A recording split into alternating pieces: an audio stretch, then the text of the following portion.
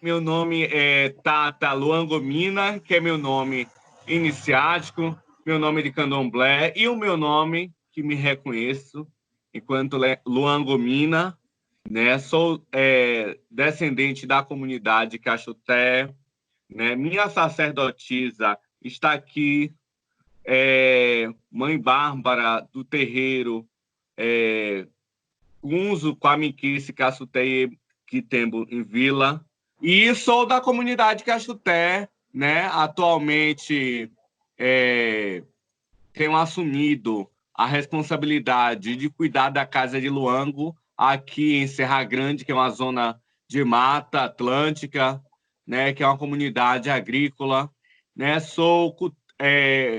Fui indicado para ser cutala herdeiro da comunidade Caxuté, nesse período de vida de Mãe Bárbara, pelos inquices dela, pelo caboclo, por Quitembo, né? E tenho assumido a dupla responsabilidade de cuidar dessas duas casas terreiro, mas que, na verdade, é uma comunidade só, que é a comunidade Caxuté, né? Que é a minha raiz e a ela que mereço e devo fortalecer, né, enquanto seguidor dessa comunidade. Fiz mestrado em Ciências Sociais pela UFRB, também fiz a graduação na Universidade Unilab, foi o bacharelado em Humanidade. Ultimamente tenho feito o doutorado em Ciências de la Educação no Paraguai, né? E estou aqui nesse momento de pandemia, né? Em março, que soube que o Brasil já estava em pandemia, né? Foi um surto para todo mundo, né? As pessoas começaram a ter sintomas já de depressão e todo mundo do candomblé, como vamos fazer, né? Vamos esquentar cavungo ou vamos acalmar cavungo, né? Vamos esquentar o baluaê ou vamos esfriar o baluaê, né? Então existia aquelas discussões já nos grupos sociais. E nada mais que eu pensava era simplesmente a gente ter equilíbrio nas nossas mentes e voltar para as nossas tradições, para os nossos conhecimentos, né? E isso tem nos provado, porque até o presente momento a gente não tem um remédio eficaz contra o Covid-19. Então, eu vejo que o melhor remédio nesse momento tem sido a gente recorrer às nossas zonas de mata, né, a espaços que não tenham aglomerações de pessoas, né, estranhas a nós ou pessoas que estejam contaminadas, né? Não existe esse pensamento da gente criar um preconceito, uma discriminação com quem está com o coronavírus, com a doença Covid-19, mas é um momento que as pessoas que estão com Covid precisam ter um cuidado, eles têm que ter um cuidado consigo e as pessoas que estão junto deles também têm que estar, né? Um sentimento de troca, é também um momento de afetividade, né? É um cuidado com nossos corpos para que a gente não tombe, né? Que basta da gente tombar, a gente já tombou historicamente nos navios negreiros, né? Pela colonização, pela colonialidade do poder, encabeçado por Portugal, né? E as potências europeias, né? Que a gente sabe, não só europeias, mas outras potências aqui, né? Portugal nos escravizou, Portugal nos matou. Então, desde o começo, quando eu vou falar alguma coisa, eu digo que a pandemia, Aldinaldo, não começou da agora, que esta pandemia nasce desde o período da colonização do continente africano, da partilha da África. Ali a gente já entra em uma pandemia histórica. A gente entra em uma necropolítica, né? A política da morte, que foi isso que tem sido colocado aos nossos corpos, né? A gente foi morto, a gente tem sido matado cotidianamente, né, pelas forças policiais brasileiras, né? E a gente também sabe que a gente tem, dentro das forças das polícias, também pessoas engajadas no combate ao racismo institucional, do racismo histórico que a gente vem sofrendo pelas instituições públicas. Né? Quando a gente fala que a polícia ela foi feita para defender brancos, é isso justamente. A polícia agora, apesar, por exemplo, da Bahia ter um corpo policial que é negro, né? Essas polícias foram ensinadas, esses policiais, a defender um corpo branco, né? Então, é preciso que a gente repense cada dia mais, enquanto comunidades, qual é o nosso papel em defesa do nosso povo. E cabe a nós, enquanto cientistas sociais, né, da educação, da antropologia, né, da química, da física, da matemática, das diversas áreas do conhecimento humano e também dos saberes e fazeres tradicionais, né, a gente pensar o que esse momento de antes pandemia, pré-pandemia, pandemia e pós-pandemia, né? Eu já observo que a gente vai ter grandes impactos no pós-pandemia, inclusive na questão da disseminação das redes sociais, né? O contato começa a ser muito pelas redes sociais, o que já era antes, mas a gente precisa, mais do que utilizar essas tecnologias, a gente precisa ver até que ponto essas tecnologias estão favorecendo as nossas comunidades, né? Se essas tecnologias é um vigia para o colonizador nos capturar, ou se estas tecnologias é um mecanismo de defesa nossa enquanto comunidades tradicionais. Sempre que eu ouço companheiros, parentes indígenas, sempre nos é colocado dos mais velhos que a gente não use as tecnologias de forma para esquecer a mente no jogo, né? Para esquecer a mente ali no jogo, para acessar o WhatsApp, essas coisas de forma supérflua, né? É preciso que a gente use esse aparelho celular aqui, todo esse aparato tecnológico para a defesa das nossas comunidades, para denunciar os atos de racismo, de intolerâncias, de perseguição que nós estamos sofrendo. Então, é importante que a gente sempre esteja atento, né, a essa discussão do racismo dentro, inclusive, desse momento de pandemia. Foi um choque para mim. Enquanto Luan Gomina, enquanto cidadão brasileiro, foi tudo muito estranho, aquela sensação de que todo mundo ia morrer, sabe? Porque a gente viu a mídia como estava nos alertando. Então, eu sei do papel importante que a mídia tem, reconheço. Sei também que quando a mídia quer derrubar um presidente, ela começa a atacar de diversas formas, né?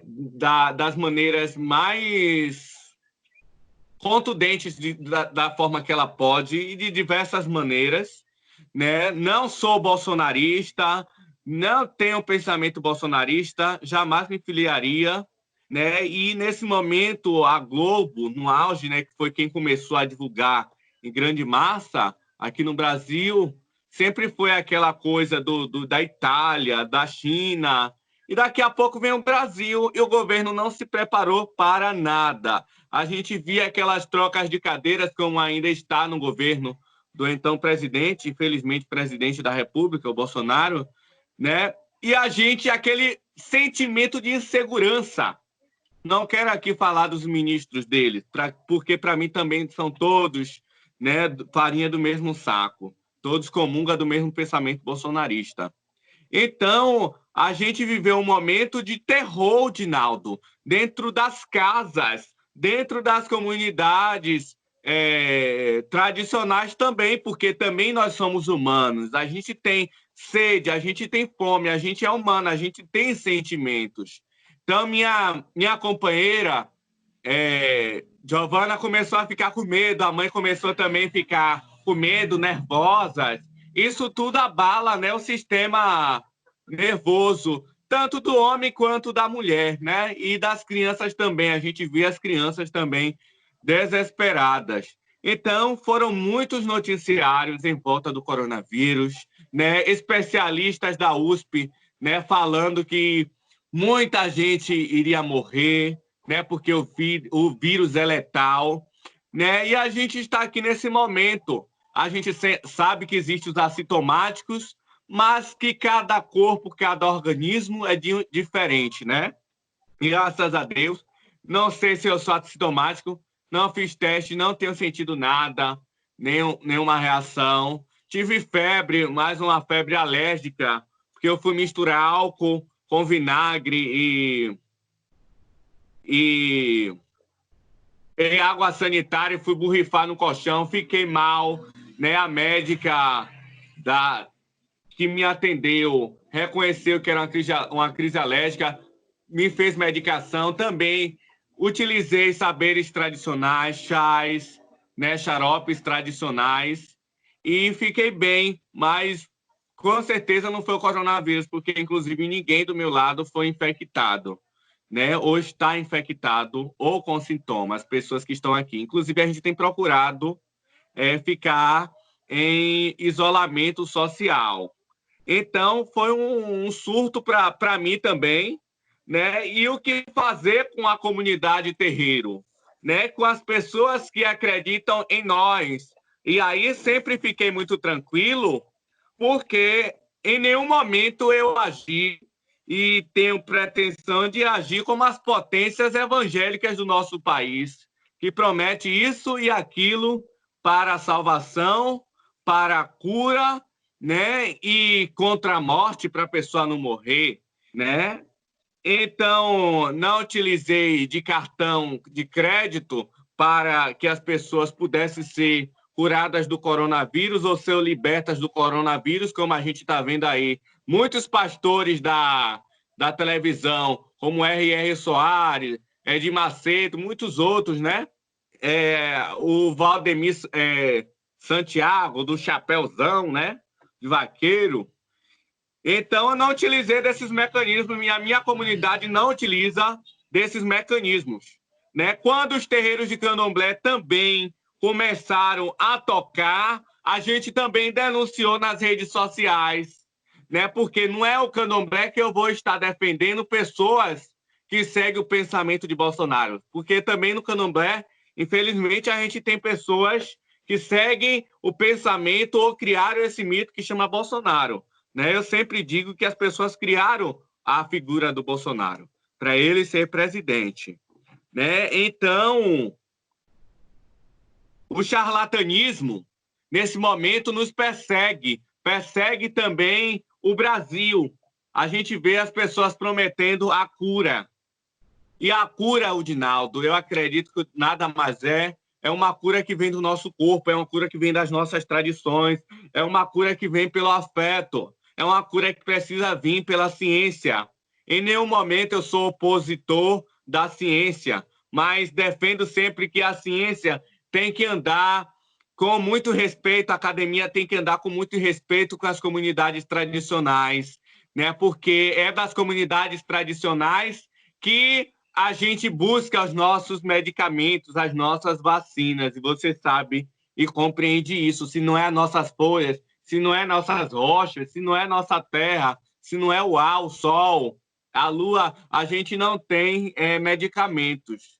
Né? Então, é preciso que a ciência aprenda a respeitar as comunidades tradicionais, esses saberes que são repassados a nós. Quando apareceu a pandemia, eu comecei logo fazendo do caso, praticamente a lacrar, mãe Bárbara chegando aqui, né? Eu comecei a lacrar e conversar e dialogar com a mãe Bárbara. Mãe Bárbara, não dá para a gente, né, deixar as portas da comunidade, do museu, da comunidade Caxuté aberta. A senhora é diabética, a senhora é do grupo de risco, né? E eu também me coloco como grupo de risco. Os jovens estão morrendo, né? Todo mundo, jovens, crianças estão morrendo aí.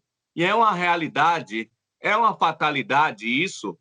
Então, eu não poderia ser negligente, principalmente sendo presidente da Associação da Comunidade Caxuté, né? Sendo filho biológico de Mãe Bárbara, né? Sendo um seguidor dessa tradição. Eu não poderia, enquanto cientista, negar isso para meu povo, né? Não poderia. Então, a gente começou a fechar as portas e a gente começou a ver alternativas. Como o Caboclo Rei das Neves sempre falava, a gente precisa plantar para comer, a gente precisa plantar para sobreviver, para garantir uma alimentação saudável para o nosso povo. Então, a gente recorre às nossas comunidades, porque tanto lá em Cajaíba quanto aqui é uma área de terra, né? Uma zona rural, né? Então, a gente começou a sobreviver com o que a gente tinha e com o que a gente tem, né? Eu acredito que nada vai voltar mais à normalidade, porque o que é normal? Por eu não ter uma deficiência física, eu sou normal?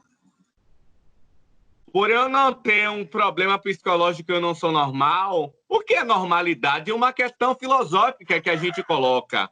É uma questão educacional. É uma questão antropológica. O que é normal para mim não é normal para você, né? A homossexualidade é normal para os gays, para a comunidade LGBT, mas pode não ser normal para a comunidade hétero, né? E essa normalidade heteronormativa cristã pode também não ser normal para nós que temos outros pensamentos, nós que evoluímos, vou falar assim, porque evoluímos porque a gente não pretende, a gente não pode persistir em um pensamento tão sexista, tão misógino, tão lesbofóbico, tão homofóbico. Não é permitido. Não, a gente não pode se permitir, Udinaldo. A gente não pode deixar que essas formas de dominação dos nossos corpos, da nossa vida, tomem conta. A gente não pode deixar as ideologias fascistas tomar conta da nossa nação. E essa é uma responsabilidade nossa, enquanto povo preto, é uma responsabilidade nossa, enquanto povos indígenas. Sempre dizemos na comunidade Caxuté, força alguns em resistência. Levanta o dedo, porque se levantar historicamente para nós, na nossa cara, é preciso que a gente levante o dedo para dizer que Marielle existe, que Mãe Bárbara existe, que Mãe Mira existe, que Mãe Estela existe, que o Dinaldo existe, né? Que Cabenguele Munanga existe, estamos aqui presentes. Nós queremos sim falar e nós temos o direito a falar, né? E esse dedo também aqui simboliza o ogó de Exu, falo de Exu. Esse dedo aqui sinaliza que é pontiagudo e que a gente precisa de diversas formas fissurar esse poder que está aí. A gente precisa quebrar os muros da colonialidade do poder e a gente não volta a ser normal coisa nenhuma. Eu, enquanto sacerdote, tenho que me reinventar nesse momento. Eu não posso abrir as portas do terreiro para aglomeração, não, nesse momento. Então, no pós-pandemia que a gente está vivendo, é preciso que a gente se reinvente. É preciso que nossos dogmas sejam repensados. A gente não pode ser intocáveis. A gente é humano, a gente sobrevive da caça, da pesca, né? A gente somos povos indígenas, somos povos pretos, negros aqui no Brasil. Eu sou da comunidade Caxuté, autora da Pedagogia do Terreiro, e nós estamos vivendo momentos difíceis. Momento difícil que não só hoje, mas sim de outroras, né? Então, esse momento difícil é um momento de encontro e desencontro. Desencontra o nosso pensamento no que nós pensamos, enquanto autor da Pedagogia do Terreiro, que nós aprendemos e construímos junto.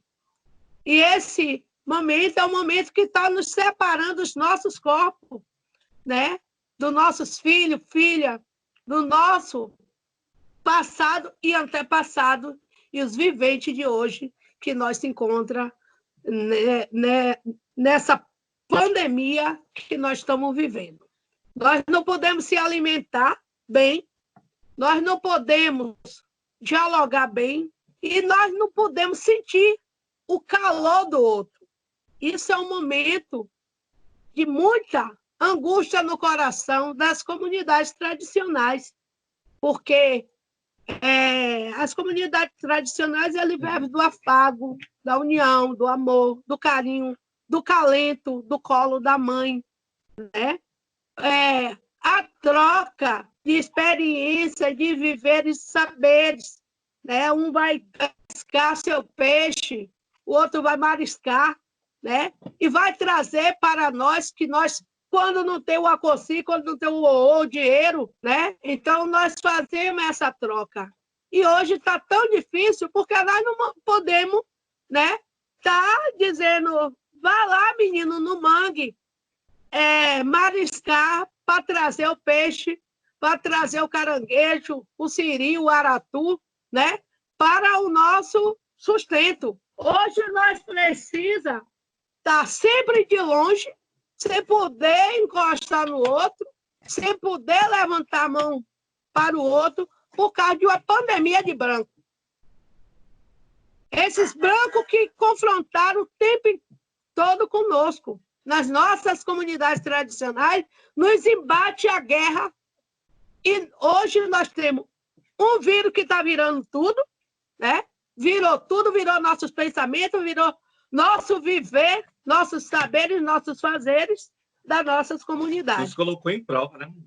Então, nós estamos agora caminhando para o mês de agosto e nós temos a Kizomba Maianga, que é da comunidade Caxuté, ao qual se desloca de todos os estados, né, para a comunidade Caxuté, para vivenciar a Kizomba Maianga de Quitembo na comunidade. E esse ano não vai poder nós trocar essas experiências, né, por causa da aglomeração, que nós não podemos estar juntando os nossos corpos, sentindo os nossos calores, né? Então, nós estamos vivendo um momento muito triste. Agora mesmo, eu me retirei daqui para falar com a filha de santo, minha de lá de Canavieira do Sul, e ela falando, mãe, está difícil, porque aqui em Canavieira, um certo pastor fazendo cultos religiosos e tem mais de 100 casos na cidade. Então, na comunidade. E aí, desde que quando aconteceu esse grito da pandemia, eu comecei a me colocar no quarto, porque eu sou diabética, eu sou hipertensa, e comecei a tratar do cuidado dos meus filhos de santo por um telefone, por um celular, né? E então, esse celular, o que é que acontece? Fica à mercê de como a gente começa a se expor. Expor nossos ensinamentos, expor também as negatividades, as angústias, a revolta, né? De saber que não tem um remédio atualmente para combater essa pandemia. E nós precisamos, o tempo todo, estar realmente recorrendo à ancestralidade, que nos ensinava essa educação, né? Que a gente se cuidasse, que a gente se fortalecesse enquanto comunidade, né? E a gente só tem a gritar o nosso povo para ir para o mato, para ir para as matas, recorrer, né, à nossa Mata Atlântica. E aí vem um outro lado. Como é que os nossos filhos da cidade podem encontrar esses matos? Como é que uma casa que tem 10, 15 pessoas tem como se livrar de uma pandemia? Né? Como é que tem como se alimentar? Então, como é que possa sair dessa aglomeração? Então, é muito difícil, é muito triste, e nós sabemos que os nossos governantes não vão mudar isso. né?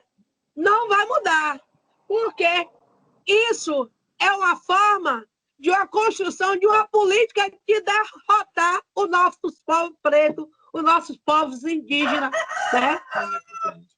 É esse olhar e essa visão que nós, de longe, a gente avista quem vem, a gente vê quem vem, né?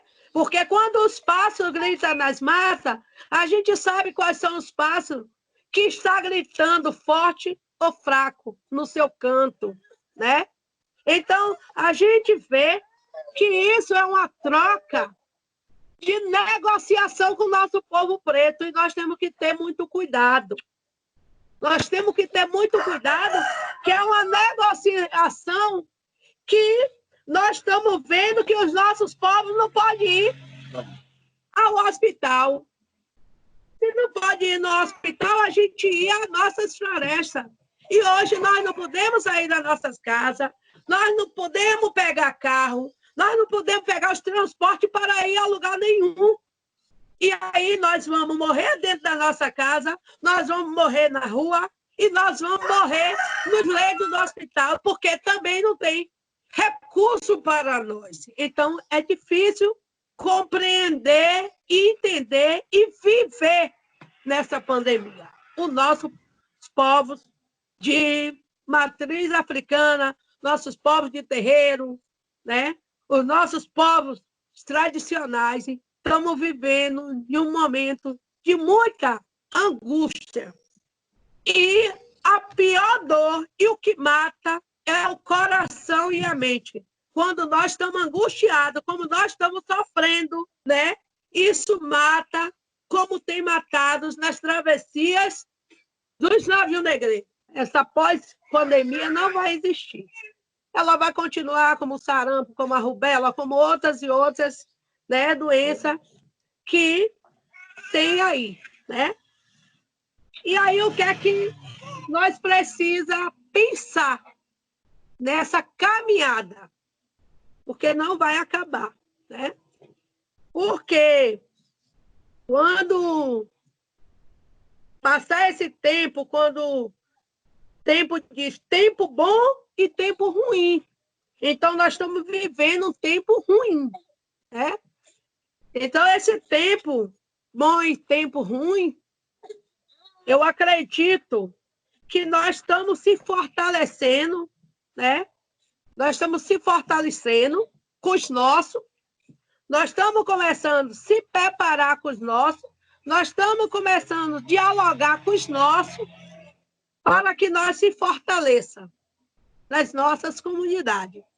Então, o que é que na nossa comunidade Caxuté, ela sempre é dito por o caboclo Pena Branca, o caboclo Rei das Neves, né? Ele diz assim, vamos plantar para nossos filhos colher, para não comer batata de cemitério. Então, quando ele está falando comer batata de cemitério, ele está dizendo, se nós não se unir, se nós não se fortalecer enquanto nós, tá entendendo? Então, o que é que acontece? Isso aí só vai ter mais fracasso, mais derrota, né? Nas nossas caminhadas. Porque quem não consegue fazer nada dentro de um ano que para tudo, o que é que vai existir a não ser a pobreza? Então, essa pobreza, ela, o que está acontecendo esse ano é que no próximo ano vai existir mais pobreza ainda. Várias comunidades estão mais fracassadas, porque quem não tem terra, quem não tem, né, um mecanismo, quem não tem acesso à água, quem não tem acesso a plantar ou a colher, então vai ficar difícil, vai sobreviver de quê? Esse auxílio emergencial não vai existir para todos, porque até o momento não está existindo para todos. Eu mesmo não recebi. Né? Então, é complicado na nossa comunidade, tem várias pessoas que não conseguiu. Tem pessoas que não teve o acesso ao próprio documento. Então, imagine acessar um celular, entrar em um aplicativo, né, para poder conseguir esse recurso. Então, são coisas que são trabalhadas no ponto que as pessoas não consigam acessar de fato, né? Então, a gente precisa estar auxiliando as nossas comunidades tradicionais. A gente precisa, de uma forma ou de outra, estar abrindo as escolas, criando outros mecanismos, outro meio de escola, para que possa estar ensinando o nosso povo, como a pedagogia do terreiro, ela abre a sala de aula dela no mar, no rio, no mangue, na terra, né? Para essa construção de aprendizagem desse legado que os nossos ancestrais deixaram para nós.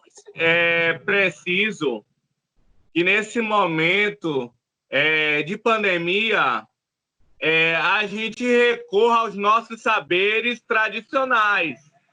Eu tenho dito diariamente, é preciso que a gente faça as nossas rezas.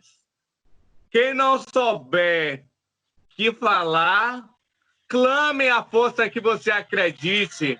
Pegue guarana, pegue arruda, pegue folhas que você já conhece, que são boas para rezar. Reze sua casa, sua família, porque da forma que cada um faz as suas orações, nós também temos nossas liturgias. É preciso que os filhos da casa, do terreiro, das comunidades tradicionais prestem cultos aos nossos ancestrais, às nossas divindades, porque senão a gente começa, inclusive, a potencializar um sentimento de depressão, né? Potencializar o que o colonizador nos diz, que a gente é fraco e que a gente não vence, né? E nesse momento de quem é fraco, de quem é forte, né? Jesus e Oxalá e Lembá, todos os três, e Tupã, estão com a responsabilidade de curar o seu povo. Estão com a responsabilidade de curar o seu povo ou de matar, né? Não existe essa força do bem, não existe essa força do mal. Existem dualidades que o cristianismo não permite e que a gente reafirma que existe dualidades, existe, né, a folha que dá várias reações no corpo e não é somente uma reação que pode dar, são reações adversas. Então não existe que um espaço, uma religião é melhor do que a outra. Então vamos continuar no nosso sagrado. Você que é evangélico, continue da sua forma. Você que é católico, continue da sua forma. Eu que sou do candomblé, vou continuar da minha forma. Agora, não medindo forças. Não medindo forças, porque se a gente entrar nesse ringue, a gente sabe que todo mundo, inclusive a comunidade que sempre nos atacou, vai perder. Porque cadê agora os milagres em massas que não estão existindo para curar o povo e para dar vida ao povo? Então, essa é uma questão séria e importante que essa pandemia vem nos colocar. É um vírus, né, que atinge a todos, mas, principalmente, esse vírus tem atingido a nossa população negra que não tem acesso à comida, a nossa população indígena que não tem acesso, muitas vezes, à água, uma alimentação adequada e uma higiene que o governo federal, estadual e municipal deveria estar colaborando, né? Por exemplo, com a distribuição de sabonetes, antissépticos, né? Com o álcool gel. A gente paga impostos e a gente precisa que os impostos cheguem também às nossas mesas na forma de distribuição de renda pelo governo.